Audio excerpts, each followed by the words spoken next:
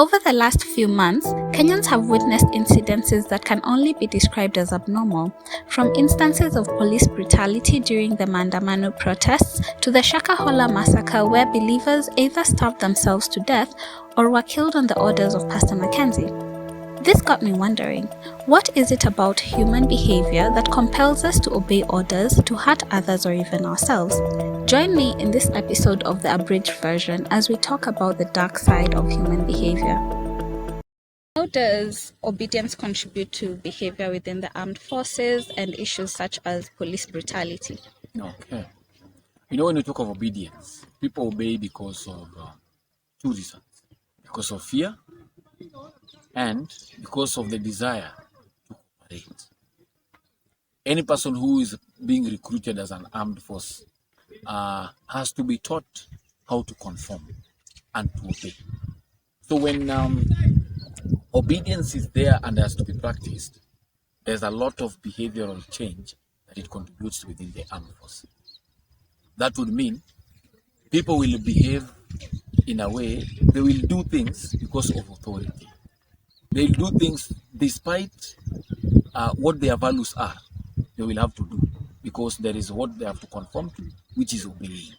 Of which obedience is a key pillar in the armed force. And anything based in police and even this government institution, obedience is a key thing.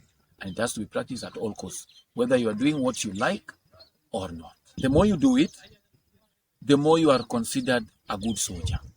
It changes someone's personality.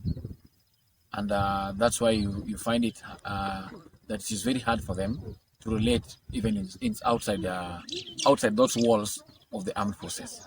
When it comes to obedience within the armed forces, especially when dealing with wananchi, do you think there is something that can be done in order to lessen the level of obedience and maybe allow the police officers to bear in mind ethical considerations such as how to treat their fellow human beings? The only thing that can be done is sensitization. To assist in how much they can know when to stop. Sensitize them on the rights of an individual. And also, there are those people who have already engaged in these brutal beatings to the common wananchi. They also need something we call therapy, where they talk about their experiences. Because you having done it once, it encourages for you to do it a second time. I don't know if you've talked to married people who have had a conflict, and they always tell you, the first time that he started beating me, it never stopped. The first time that this started happening, it never stopped. When the first time it happens on the first time, then there's something that has to be done for it to be broken. Which means somebody has to talk about this, because guilt can make you continuously do it. Shame can make you continuously do it. Resentment can continuously make you do it. Talk about obedience within normal society, like in church. No, I want you to look at the church. Religion. Not even just church. Religion in itself. I went home. I noticed that there are particular SDA members who are shaving. Ladies are supposed to shave.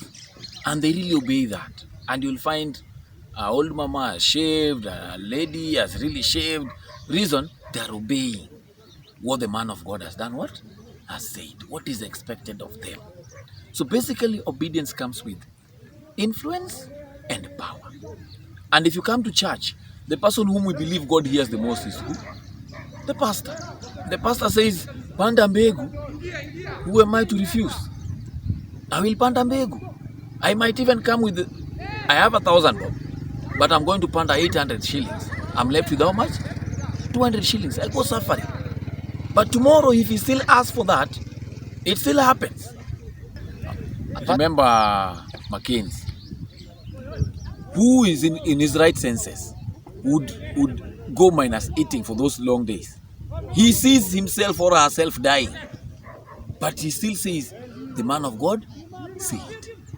That is the obedience you're talking about. And they will use verses to convince you. Obey your father and mother, for your days shall be added. And they will preach obedience as a very big key.